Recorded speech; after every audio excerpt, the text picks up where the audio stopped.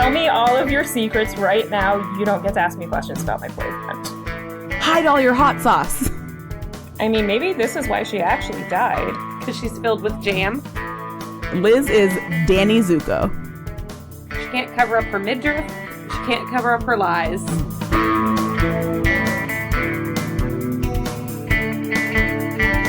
Hello and welcome to Pass the Hot Sauce, a Roswell podcast. I'm Aliza Ora. I'm Lisa Abigail. And I'm LaRena Rose. Today we'll be discussing the pilot episode of the 1999 WB series, Roswell. So let's dive in. This pilot episode is described by Hulu with the following. Liz gets shot, but Max saves her life, and by doing so, confides in her that he is not of this world. Exciting stuff. This episode was written by Jason Katims. He is an executive producer on this show, but most importantly to me, he wrote 3 episodes of My So-Called Life, which is one of the greatest teen shows of all time. I watched the director's commentary because I'm a weirdo. Nice. And on the director's commentary, they actually talked about how his background was My So-Called Life, and the guy who directed the first episode, his background was in X-Files, and they literally described Roswell as like if My So-Called Life and X-Files had a baby. Ah, that's like perfect. High school drama and sci-fi rolled into one. Nice. So that director you mentioned is David Nutter. We only got him for 3 episodes of Roswell, but we see his daughter, Zoe, who plays young Isabel in this episode and in a couple others as well. So that's fun. This pilot episode aired on the 6th of October, 1999. I was in 5th grade at the time.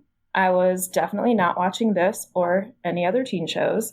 I was probably watching TRL on MTV. I was a senior in high school.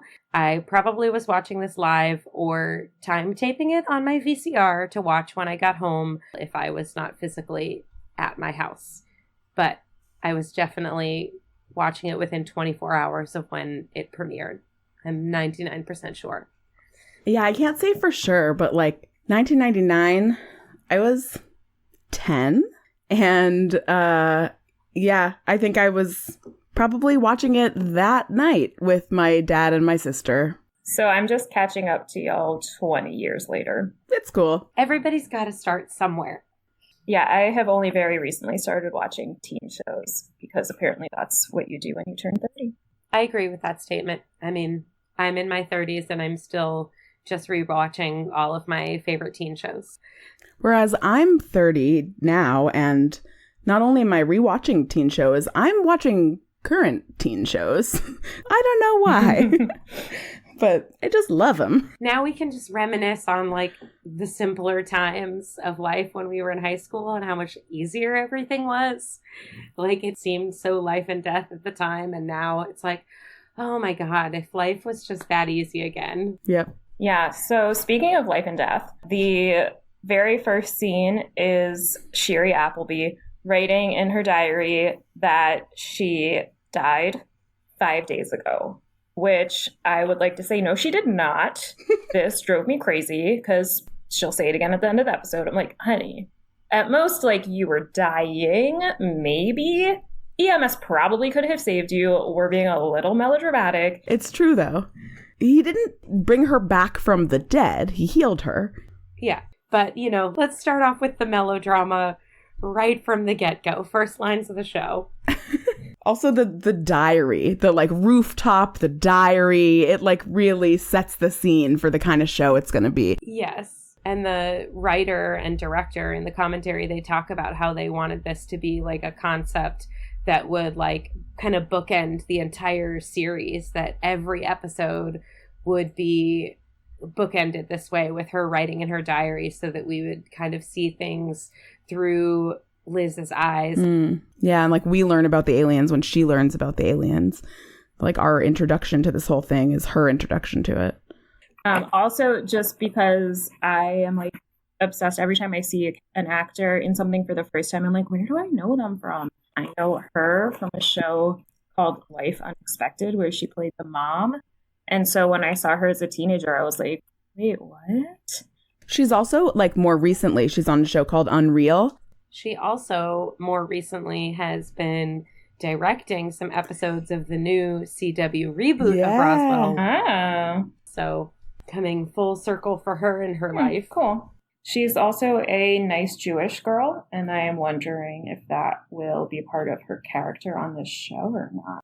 Ooh, I didn't know she was Jewish. Yeah. Well, in the books, she's a nice Latina girl whose name is Liz Ortecho, and the network changed it to Liz Parker for some unknown reason. Unknown, yep.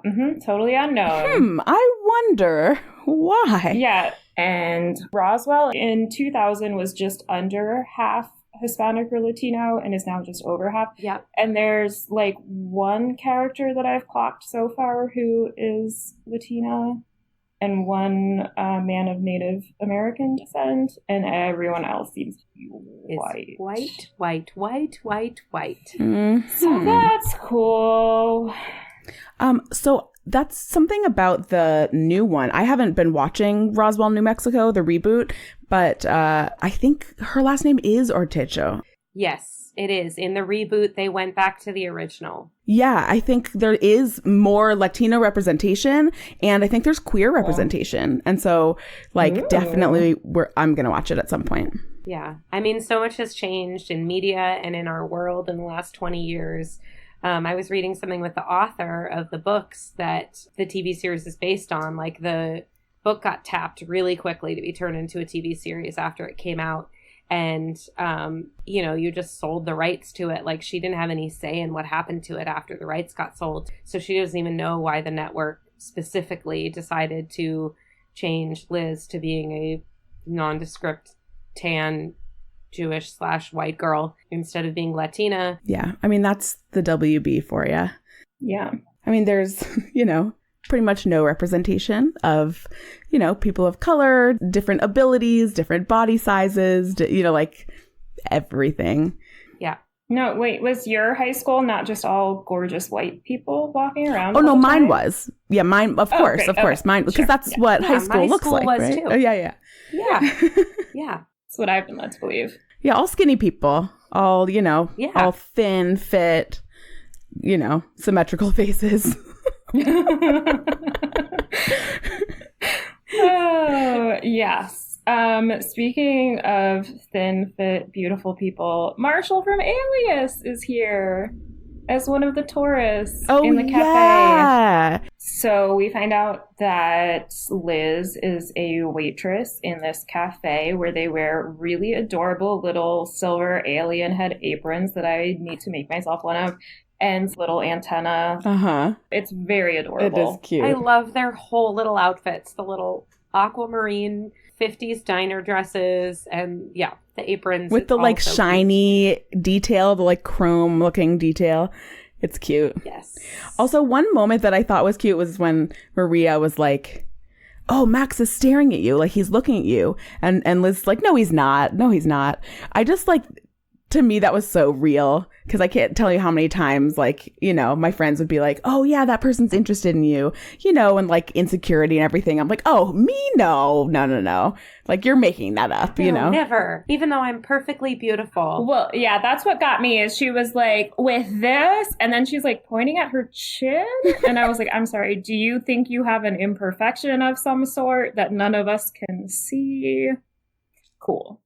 I also like that Liz messes with the tourists. They're like, "Oh, do you know secrets about the alien crash?" And she's like, "My grandma totally took this photo of a real live alien that she had in her pocket ready to pull out and show to them." So she probably shows it to people every day. Oh, I'm sure. Yeah, she totally does.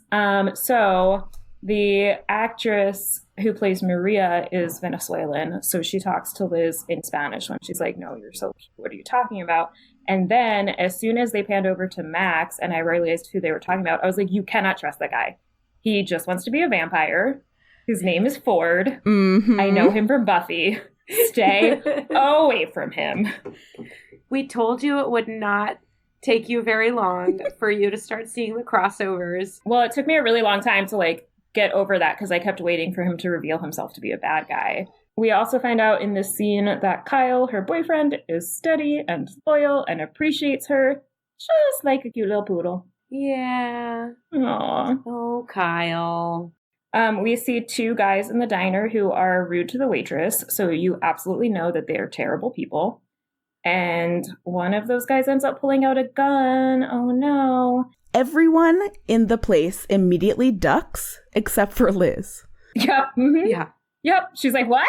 And I'm like sitting there being like, duck. What are you doing? Too late. Too late. Now I'm dead. So of course, Max immediately runs over to her. Even though his friend Spiky Hair is like, whoa, buddy, what are you doing? I had a very big crush on his friend Spiky Hair. As did when I. I was in high school, before I knew that I was gay. So when Max comes in and he puts his hand on her, he says, you have to look at me. Which she does not do. She doesn't. Because she's dead. She can't look at anyone. Right, that's right. She's dead. So they make the connection and he starts seeing like flashes of her as a kid, and it seems to also be him as a kid. And she's wearing this dress that has pies on it, and they are very clearly pies, even though she will later say that they are cupcakes. She also thinks she's dead, so whatever. She is an unreliable narrator. I thought they looked like cupcakes. Now I feel like I need to go back and look again. Oh, I screenshotted them. Don't worry, it'll be on our social media. Excellent, excellent. I guess I just always trusted her that they were cupcakes because she says they're cupcakes. And that's the only lie that she tells convincingly, because she is usually super bad at lying. So then when the cops come in. Well, first Max helpfully pours ketchup all over her and is like, don't worry. Law enforcement officials can't tell the difference between blood and ketchup. Of course. And despite the fact that, there were a lot of people in close proximity to her when she was shot who saw what happened. Yeah. But no, ketchup. It's just ketchup. But, right, the whole time that he's back there laying hands on her, even after the two bad guys have fled, no one else in the restaurant comes close to them to, like, offer to help or see what's going on or make sure he's not just healing up a dead girl. And also, how does nobody see him pick up the bottle of ketchup off the counter smash it? Although I do appreciate he did give Maria a specific job. He told her to call an ambulance, which is a helpful, like, take charge position. Yeah, that is what you're supposed to do. So he probably would have done better than the EMS people who, like, went, checked her out, and then were like, nah, you're fine, and then left before the sheriff's office got there. Yeah, they're just like, okay, yeah, you're fine. Look, there's ketchup. Okay, bye. So then when the sheriff got there, I was excited because it's the sheriff and his deputy who is like that one, token Native American character in every TV show. It's this actor, Michael Horse, who is awesome. Yeah. He was in Twin Peaks. And I love him, and he's a good actor. A little more representation would be nice, like we were talking about. But yeah, I was excited to see him because that's a familiar face, and like I've seen him like as a sheriff or as a deputy in other things before. Speaking of familiar faces, the sheriff, as soon as he walked in, I was like, "Ooh, I don't trust that guy." And I didn't realize until I looked him up, but he is also the villain in Die Hard 2. And as the partner of someone who is completely obsessed with the Die Hard movies, I was just like, oh my God, no one get on any planes while this guy is around. Yeah, Sheriff Valenti is creepy as fuck. Can we swear on this podcast? Because he's creepy as fuck. Yes. He is. I also hate his fucking aviators. Yes. Like, it makes it even creepier that, like, you can't see his eyes and it's just reflective. All you see is yourself. Yeah. And that's something that's in the books. Liz talks a lot about, like, how she can't figure him out. She can't tell what he's thinking because she can't see his eyes. So in addition to being really creepy, he's also very, very bad at his job. The two tourists are like, hey, we've searched this entire crime scene. Here's what we found. And the sheriff's like, oh, okay, cool. Thanks, buddy. Like, what? No, what? I mean, to be fair, his deputy is like, hey, I told you guys to stay out of there when they're trying to, like, look for the bullet hole in the wall. They really probably should just put up some crime scene tape and, like, shoo people away, you know? Yeah.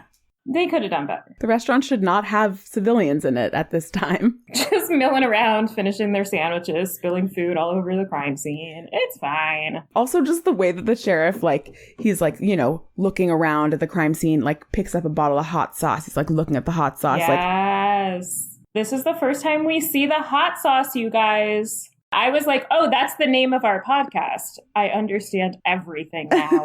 Yeah, I wrote hot sauce in really big letters. Yes, I have that written multiple times. And then Liz, I had my first Liz is bad at lying moment when in front of a bunch of people who, like, some of the patrons must have been locals and knew Max and Spiky Hair. She's like, oh, I didn't know them. Like, you're gonna get caught, dummy. And then, of course, she immediately gets caught. And her response is just to look away. Like, to just stare pensively. Yeah, not one of her strongest skills. So after she gets caught totally lying, we go to Liz's bedroom, which looks really cool. Like, it's decorated really fun. It has lots of exposed brick. And then we see the handprint. Bum, bum, bum. I'll be honest, you guys. When I started getting tattoos, I came very close to getting a tattoo that on my belly. Oh, wow. Because I love this show so much. I was like, I want a glowing handprint on my stomach. I didn't get that, though. So then we go to school. Yeah, we go to science class. And they're looking at DNA under some microscopes. Yeah, some fancy science. Are they looking at DNA or are they just looking at, like, the structure of the cells? Yeah, that's right. They're looking at like, cells. Oh my God, how fancy. Right, when they said they were doing cheek swabs, I was like, oh, this is the fanciest, most well-funded public school in the history of the world. Yeah. But it seems like they're just looking under the microscope. I remember looking at, like, cells, we looked at, like, plant cells versus, like, human cells. We probably did that in my science class, but I didn't really like science, and that was a long time ago. So she says, the teacher says that they're going to do, like, cheek swabs, and Max immediately pops up and is like, I need a bathroom pass. Even though he's just gotten to class. Right. This does give the science teacher the really fun line, high maintenance today, aren't we? Which I love that she gets a little snark in there. Yes. And then we find out that human cells are red, I guess, and kind of small, and they're just hanging out, not doing anything. And then Max's cells are like greenish, and they're much bigger, and they're kind of shimmery, and they're real pretty. And can I also say, though, that, like, he immediately jumped up to get away, right? But he leaves his damn pencil. He conveniently had a pencil in his mouth, which he left there. Which he was, like, deep-throating. Like, it was... Right, and he ran away to avoid this exact thing from happening, yet he left his cheek swabbed pencil. Yeah. He's like, gotta go, here's my evidence. Yeah, what? Yeah. So she also feels like, what? And chases him down the hallway, where we see, I think, our first student just casually dressed like an alien at school. But she catches up with Max and ushers him into the band room, where we meet Kyle, who oh my God, this dude ain't no poodle, all right? He's like hanging out in his super tight jeans with his really nice hair and is just like casually drumming. I'm like, with his sunglasses on in a dark classroom that has no lights on. Yeah. This is not the type of character that I would envision being described as a poodle. He honestly seems like he's on drugs. Like, they walk in and he's like banging away with his glasses on. Like, what the hell are you doing, Kyle? Yeah. And Liz swiftly kicks him out of the room. Yes. With Exhibit 2, Liz is bad at lying. She's like, we're gonna study. We're studying biology. That's what we're doing. We're definitely not gonna make out. I mean, what was the question? I also think it's really funny because the second he leaves, Max is like, Max asks her, like, basically what's going on between the two of them, which she starts to answer. And then she's like, oh, it's casual, and then she kind of stops because she realizes, like, wait, I don't I don't have to tell this guy like my personal information.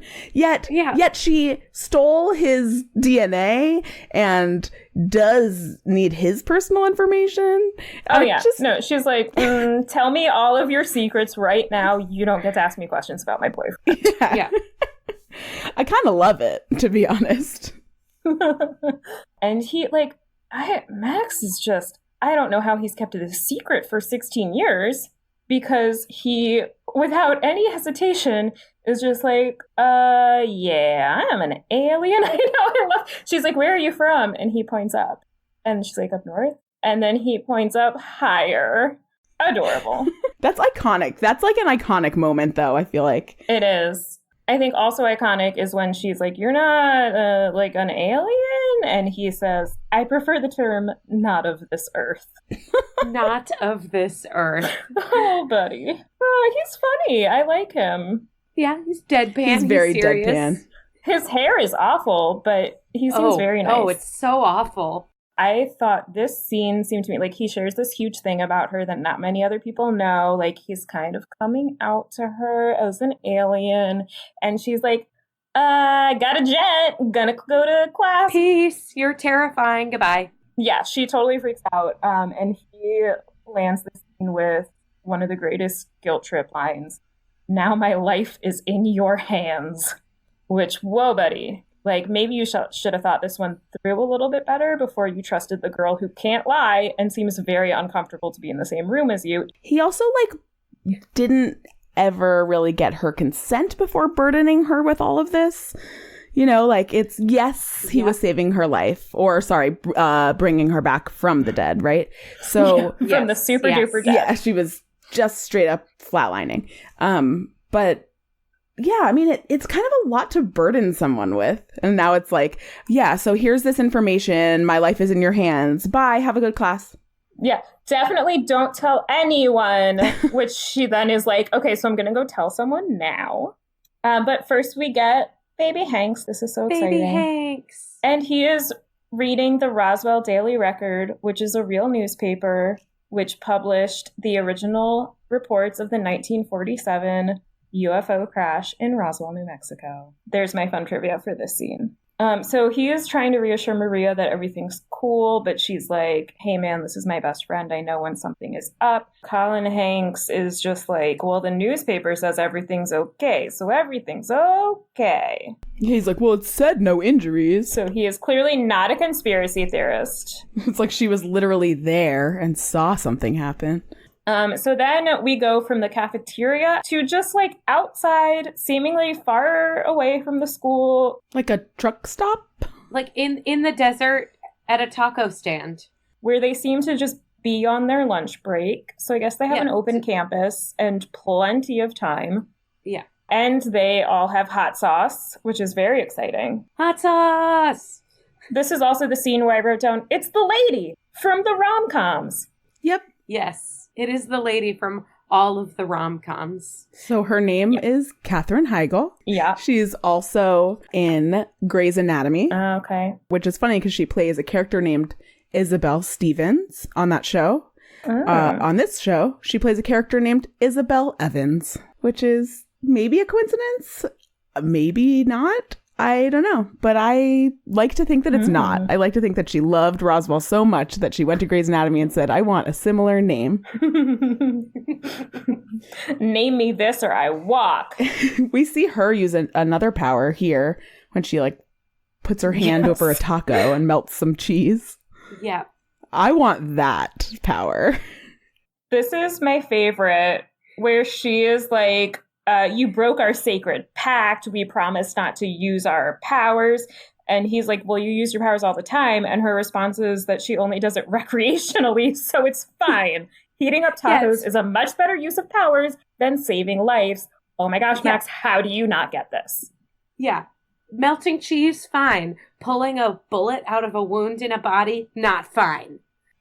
This is where we find out that they were discovered on the side of a road, which is confusing because were they found together and then split up? When we see the flashback later, it's just the two of them. Was spiky hair in a different place? The logistics of this are confusing. But this is where we find out that they've been raised by humans who maybe don't actually know who or what they are. And without giving you any spoilers, we will find out more about their background as the series progresses. Okay, great. Because I actually wrote down like 12 different questions and I just didn't want to ask them all in rapid succession. This is the time where I figured out the math. And this was like 50 years ago and they're 16. So, Yes. So the school that they're at, this is where we find out it's called Roswell. And I really want to know what the W stands for. Is it West Roswell? Okay, It's West Roswell. Also, West Roswell High was filmed at West Covina High School.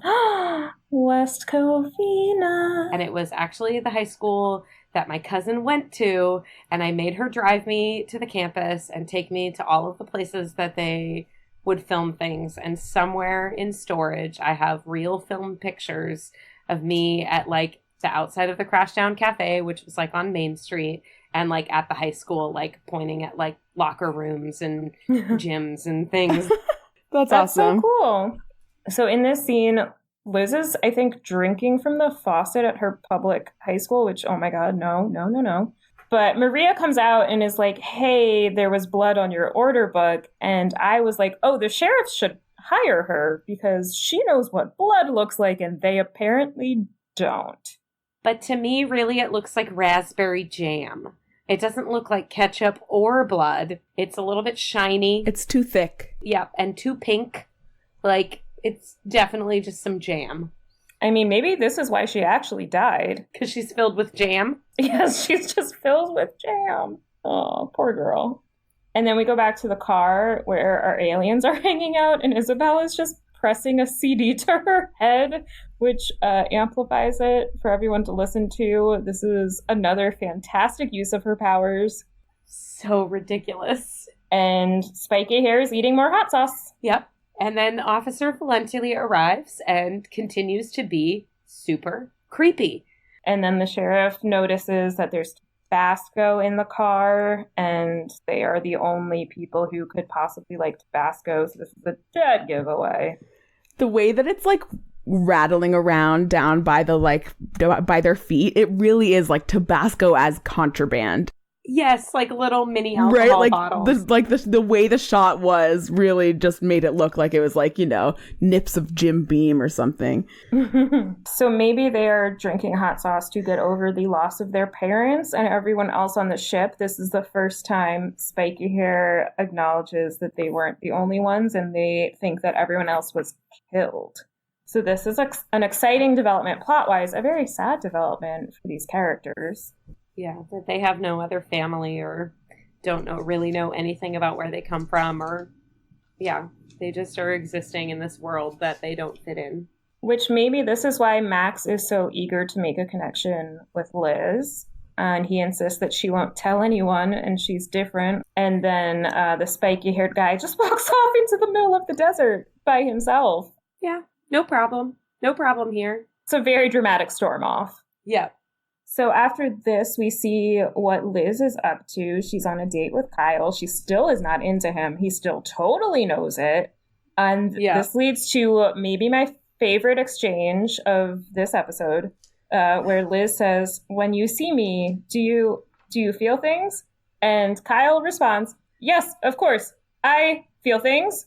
Like what? Which is just amazing. I don't know if this was an acting choice or not, but it's it's pretty solid. Solid, terrible, awkward dialogue.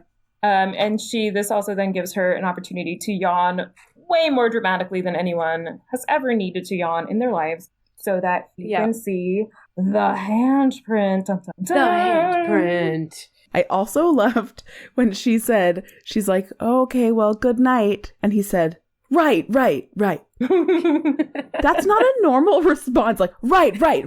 It's nighttime. Like, what is he saying right to? Yeah.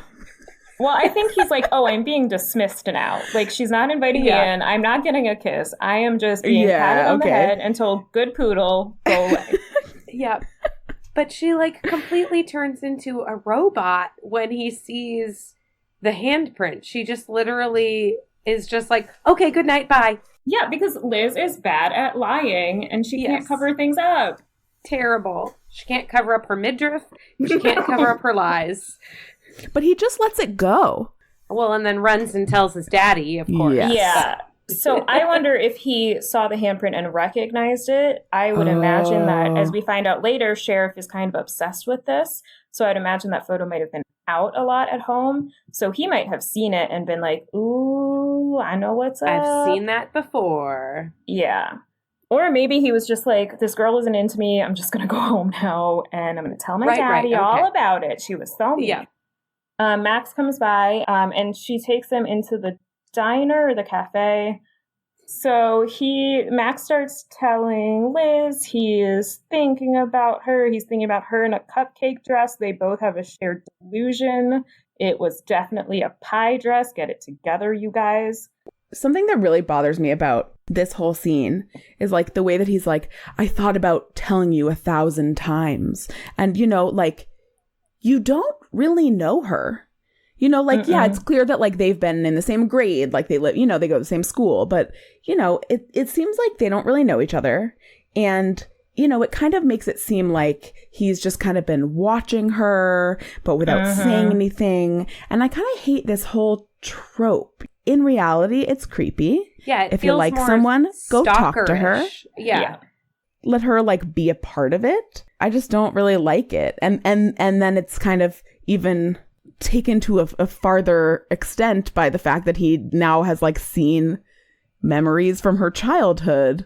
So I guess they did kind of resolve it in an interesting way by him saying, like, well, why don't I show you memories from my childhood then? And he kind of asked for consent by saying, I have to touch you. Interesting way of asking. Not, can I touch you? And she just stares at him like, That wasn't really asking, but okay. This is where we get our first voiceover since the opening, where she talks about feeling everything he's feeling and seeing through his eyes. And this is where she says, and the amazing thing was, in his eyes, I'm beautiful. And I hated this so much. It was really awful. I also wondered how she didn't know that he was into her because, like Aliza said, he has just been freaking walking around staring at her. He's running into people in the hallways because he can't keep his eyes in his head. It's very obvious. We get a weird montage where she's kind of fondling a skeleton, walking around school, sitting on the bleachers, thinking it's just so ironic that when something like this finally happened to me, it was with an alien. Which I don't think is what irony is. Maybe they haven't gotten to that module in their English class yet. So then we end up back in the music room, right, with Alex. Yeah. And, you know, and part of me is like, why do we keep ending up back in the music room? And then it hit me. The fucking lighting in there is so dramatic. It's perfect. Yeah, it's really good lighting for Colin Hanks to introduce the transitive property of lying. Yes. Where by lying to Maria, she has effectively lied to him. We also get the kind of crappy line, everything needs to be put through the Maria filter, which I feel like also happens a lot, where the kind of quirky best friend gets kind of minimized or belittled because, oh, she talks a lot and she has feelings about things and maybe she gossips a little bit, so let's not take her too seriously. And he asks her if whatever happened is over now, which, like, did he think it was an ongoing thing where she was constantly dying and being resuscitated by aliens? Like, I don't know what he thought was going on, but she reassures him that it's over and he's fine with it. But the sheriff's office, those folks aren't so easy to placate. They are not fine with it. And this is where the sheriff does another thing that I think is crappy. You don't just talk to kids without a parent present. You also don't just bring like a, 16-year-old girl into a room and say, hi, come sit down. Your dad said it would be okay. Here's a picture of a dead body. Oh, yeah. And now please lift up your shirt. Yeah. You're required to show me this. A fucking warrant, Sheriff. Right? Yeah. Well, that was also my thought when he pulls out her backpack. I was like, did you just search her backpack? Like, bro. Where did he even find it? We get then a scene with the sheriff where he is talking to an agent who's played by Richard Schiff, who is Toby on The West Wing. Mm-hmm. And Agent Toby reveals that, yes, they did totally search her bag without a warrant. We also find out that the sheriff's father was obsessed with aliens. The people at the vague agency called him Sergeant Martian. So he's got some daddy issues that he's trying to resolve. And an important thing we learn in this scene, I think, is, because it seems like, he sees the hot sauce and he's like, oh, I know what's going on here. It seems like he is like a believer immediately. But we find out in this scene that he, kind of his whole life thought his dad was off his rocker like everybody else did. And that only now is he like, wait, maybe he was onto something. Mm-hmm. Yeah. We go to Max and Liz, and I don't understand any of this. Liz is like, if you don't tell me the truth right now, I'm going to go to Valenti. Like, hey, remember how you told me that your life was in my hands? Well, tell me everything or I'm going to betray you right now. Yeah. Which, she's a bad liar, so it's not convincing. I don't believe she's actually going to do this, but like, that's such a jerk move. And she's going to ask him all these questions that she has written down so she does not forget the complexity of, where did you come from? See, I love that she wrote it down. Sometimes when you get nervous, you need to have notes. Yeah.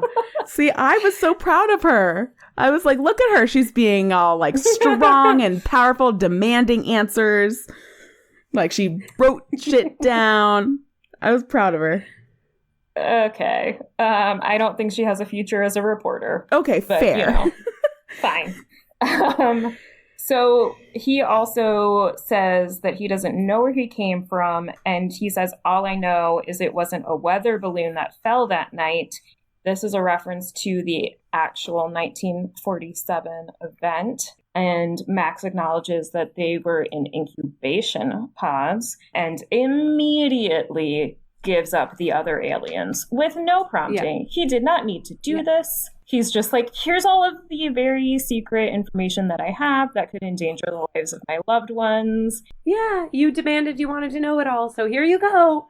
Yeah, he didn't even try to keep their identities.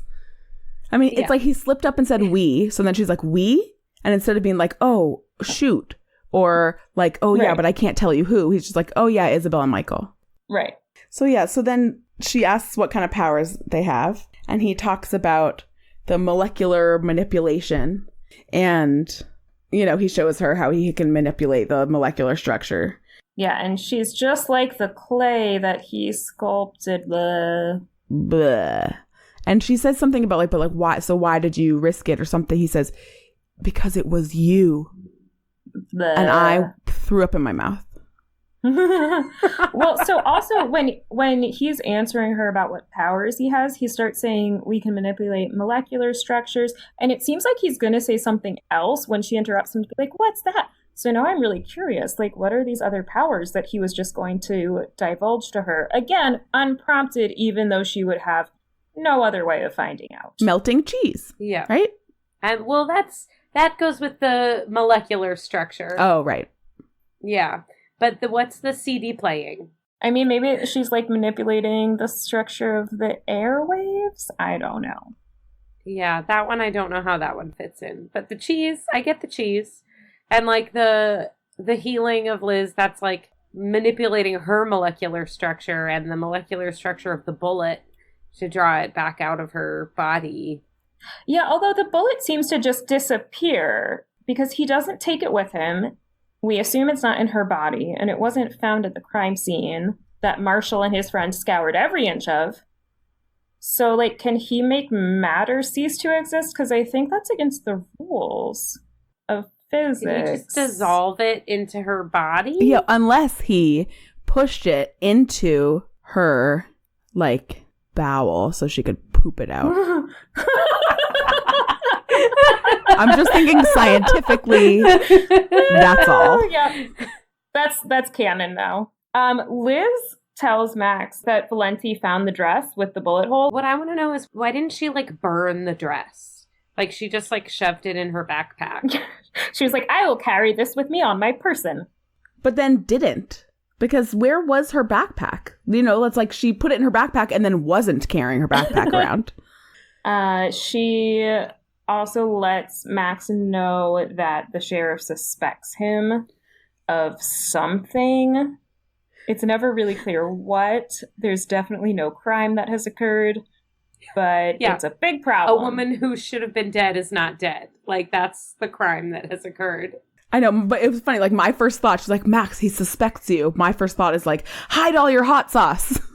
Because it's like, he suspects you. Why? Because he saw hot sauce on the table at the restaurant, and then you had hot sauce in your car, so he knows it was you. You know, it's like, why? Why does he suspect Max, and of what? We get to see Max in Isabel's house very, very briefly. She is pulling on a very cute little silver outfit, but Max tells her it's time to leave. They got to forget the festival and get out of there. They go pick up their spiky hair friend. We go to Liz's house, where Maria, interestingly, does the exact same thing Liz did, where she's like, if you don't tell me everything, I'm going to go to Valenti and tell him what I know. Which, what Maria knows is not a lot, and certainly nothing incriminating. Yeah. But, all right, whatever. And then, of course, Liz tells her everything. Maria promises not to freak out, which, because it's television, gives us a cut to her running out the door screaming. Yeah. But can I just say, like, I also noticed that Maria demanding answers was just like how Liz was demanding answers.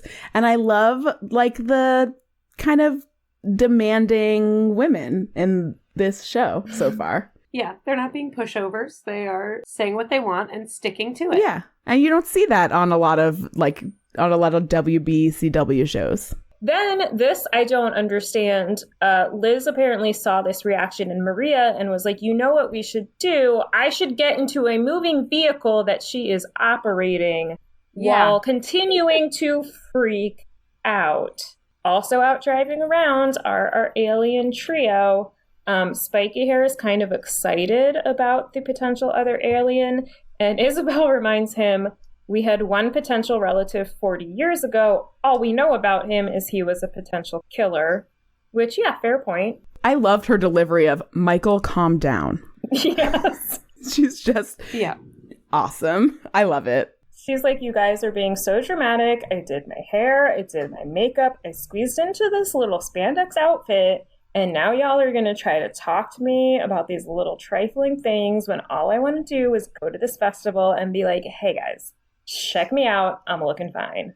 But of course they end up, you know, in one of the dark back alleys of Roswell. Yeah, I was very confused by this. Yeah, where they end up like face to face. And I, for one, realized the height differences between aliens and humans. The aliens are all very tall. All three of them. They're like towering over Liz and Maria. Yeah, and Maria also has this weird reaction where she's like, they all seem very surprised to see each other, which I don't understand because it seems like Maria was chasing them into the alley. But Maria says, no, don't tell me there's three. I think I'm going to be sick. Which I was just like, what is wrong with you? There's freaking aliens that you know, and you're just like, ew, yucky. Right. It's not like I'm going to scream or like I'm going to faint or run away. Like, I'm so grossed out. Yeah, I'm going to be sick. Right. Like, how is this? I don't understand if this was also like a clumsy attempt at a coming out metaphor where she is just like, you people disgust me. But she gets over it really quickly. Yeah. And I mean, even if that's not what the showrunners intended, I mean, that's obviously a parallel that can be drawn. Yeah, definitely. Yeah, absolutely.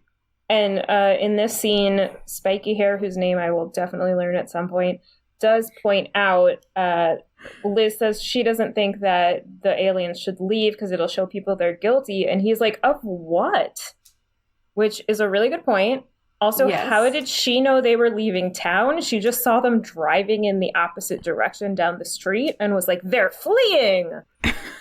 So she's very insightful, I guess.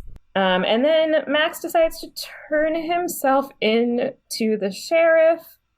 Which again, like, for what, buddy? Does he think he's just going to be whisked away to a research facility, though? Like, what does he think the sheriff is actually going to do? And then they all decide to work together. Whatever, Liz has a plan. And her plan is to show back up at Kyle's house and be like, oh, yeah, I'm an hour and a half late. I'm fully dressed, but give me another 30 minutes. Right, I didn't understand that. This whole thing. So Kyle, like the physical type and the way he's portrayed, I feel like he's set up to be like a jerk, but Liz is actually the jerk. He's super accommodating. He's just kind of going with it, like really begrudgingly, just like, oh man, this sucks. Well, I guess this is my life. Yeah, Whatever. I agree. I really felt for Kyle in this scene. I felt like Liz was being kind of mean, and it's never okay to keep someone waiting for that long when you had plans. Right. And I mean, yes, they probably didn't have cell phones back then, but still. So go to a payphone and call him, tell him you're running late. I like the leather look, but why on earth does she have so much fucking grease in her hair? The hair. Yeah, was that like the wet look or what is going on? I don't like it. Whereas Isabel's alien hair is like teased to the gods and gorgeous. Yes. It's so good. But like Liz is just Liz is Danny Zuko. Yeah. I'm also confused about why when she says, let's meet in half an hour, Kyle isn't just like, bro, it's already been an hour and a half. Get in the car. We'll just go together.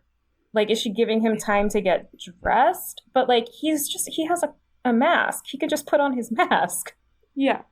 This doesn't make any sense. He doesn't need to like do hair and makeup. Like, No, but he's just like, okay, yes, ma'am. Yeah, I don't understand. None of this makes sense. This is a stupid plan.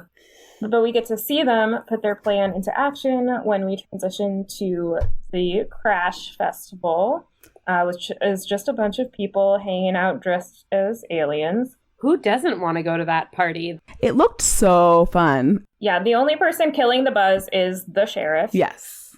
Yeah. He's creepily watching Max eat a corn dog. That's what he's doing. Well, and one of the first things that we see, it's like, I think Maria and Isabel standing next to each other, and like Alex makes some weird comment about like nice cones. I think about Isabel's boobs. Yeah. She isn't wearing cones. Yeah. They're not cones. They're not cones. That's not what it's that like, shape just is. say nice boobs if you want to be creepy, but like they're not cones. Gross. Anyway, just had to say. Yeah, so I think cones. their English class hasn't taught them about irony, and their geometry class hasn't taught them about three-dimensional figures. Then we get this weird scene that I did not understand the first time I watched this, where Maria's rolling on the ground and they're plotting something. I loved this because this was, to me, this was the third example of a woman being powerful, because it was Isabel like bossing Maria around to roll in the dirt. She's like, roll, keep rolling, keep rolling. Yeah. And also like this scene made me realize that I think this show has already passed the Bechdel test, which is kind of rare. Yeah. So for those who don't know, the Bechdel test was created by Alison Bechdel, who is an author. She wrote Fun Home, which is a graphic novel which has been adapted into a play. And so the test, I believe, has 3 components: that there's more than one female character who are named, that they speak to each other, and that they are talking about something that is not a man. And so in this scene, and maybe in previous scenes, but I think maybe not, in this scene it happens because Maria is talking about like, oh yeah, here's my mom's car keys. She'll kill me if if anything happens to the car, or like something, it just kind of made me realize that this show has already passed the Bechdel test, and lots of teen romance shows do not. In fact, lots of shows in general do not. Even some of my favorite shows. It's not a measure of whether a show is good or not. It's just an interesting thing to notice about media. Good job. Good job, 1999 Roswell. Yeah. Yeah. A very much more testosterone-laden scene happens when the sheriff corners Max. He wants to ask him some questions. Max is also 16. You cannot just question a minor without their parent present. And he handcuffs them. And right? What is that? Like, yeah. And Max is like, aren't you going to read me my rights? And he says, do you even have any? Like, yes, he does. They're in the Constitution. Yes. After yes, like he has rights. shoving him up against a thing, like you can't just like manhandle him. And once again, Max folds, not even under pressure. He's just like, yeah, I was at the diner. Which, God, buddy, come on. I gotta say though, that whole like bait and switch thing that the kids pulled off was pretty impressive. Like all the coordination that went into it. I have a very important question on this bait and switch, what? though. How do they know what Kyle Valenti was going to be wearing? Because I think Liz brought it to him. I think when Liz went to his house. But earlier he said he had a great costume and he was excited to show her his costume. I mean, I guess at some point off camera. So maybe he told her on their date or something. I always just assumed she gave it to him. Maybe she said, I know you got yourself a really nice costume, but I don't care. You're going to wear this. I could see her doing that. I mean, she could have said, this one matches my costume. You should wear this one. He would listen. We also get our first slow motion shot when the sheriff is walking up to the suspect, who is actually Kyle, which is so unnecessarily dramatic, and I love it. So Kyle is just standing around, waiting at the spot where she told him to, like a poodle. Also, I never thought about this, but like after that, you know, he's there waiting for her. Then all of a sudden his dad comes up and like rips his mask off. And then for the rest of the night, does Liz come back up to him and is like, oh, there you are. Thanks for waiting here like I asked you to. Or does she just never meet up with him? I don't think so. I think she just ditches him. Yeah, I think she blows him off. Because later she's creepily watching the aliens from up on the hill. Yeah, she just like bails on him the entire night. What an asshole. Oh, yeah. So the sheriff wants to know what Max did to Liz. Max says, I had a hamburger, which is a great response. Max finally figures out that this is not cool and asks if he broke the law and if the sheriff is arresting him, because you can't just arrest people because you think they did a thing. Because you think they saved the life of a girl who was shot. Right. And we get the climax of this event, it seems, which is a very unimpressive simulated spaceship crash that culminates in a fireball with sad little alien props just burning to death. Yes. 3 of them. There were 3. Symbolism. Did you get the symbolism? I think there's a lot of very subtle symbolism in this scene coming up.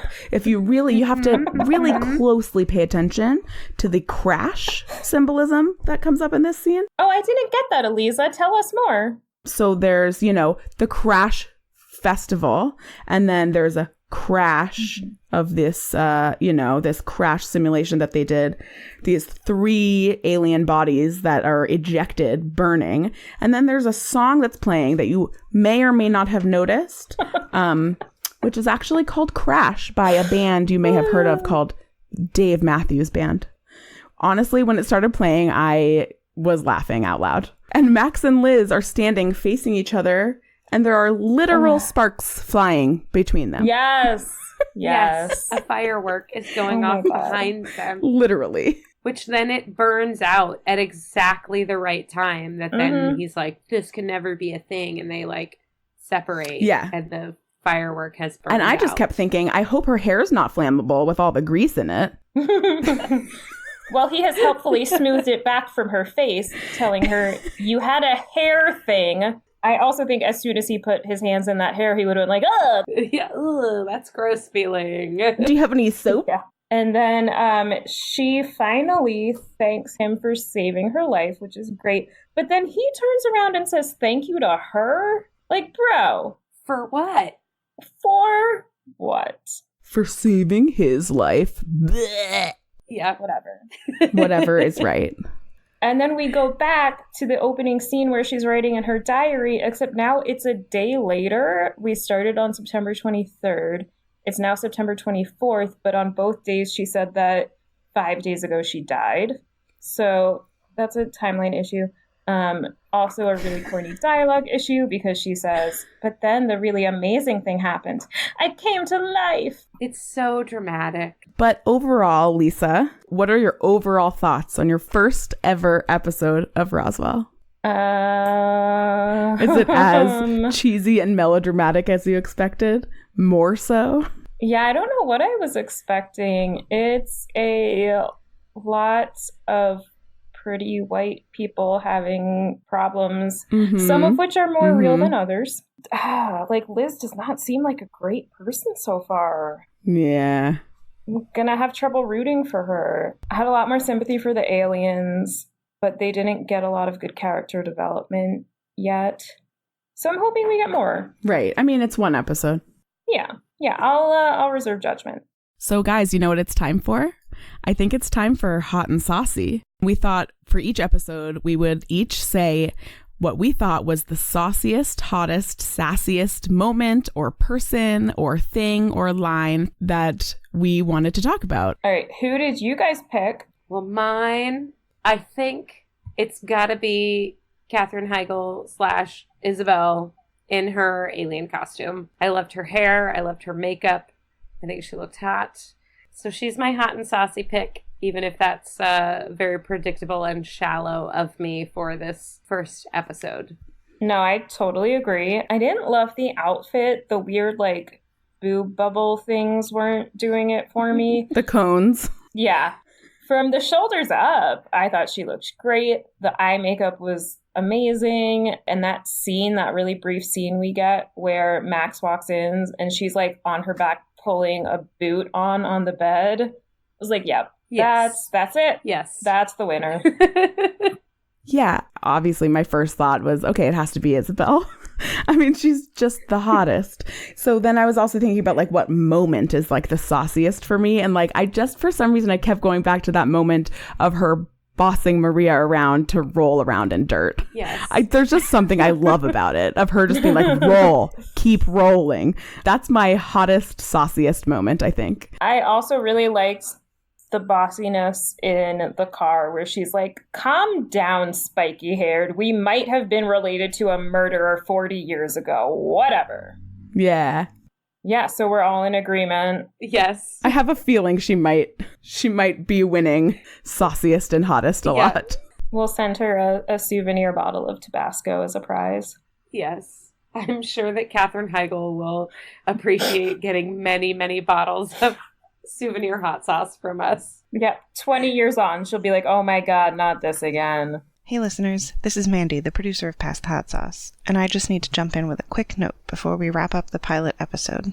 There was one thing in the episode that you didn't mention that I personally feel is very important to acknowledge. Yes. The MC of the Crash Festival, the guy who did the countdown and was very excited about it, was Jonathan Frakes, who played Will Riker on Star Trek The Next Generation, and was also an executive producer of Roswell. Oh, I didn't know that. Oh, cool. That's awesome. See, I recognized him as being like a Star Trek person, but I was like, but I don't really know who he is, so someone else will mention it. Oh, yes. I know Star Trek. For this little segment, Lisa, who has never seen the show, based on the episode title of episode 2, The Morning After, what do you predict is going to happen next in this series?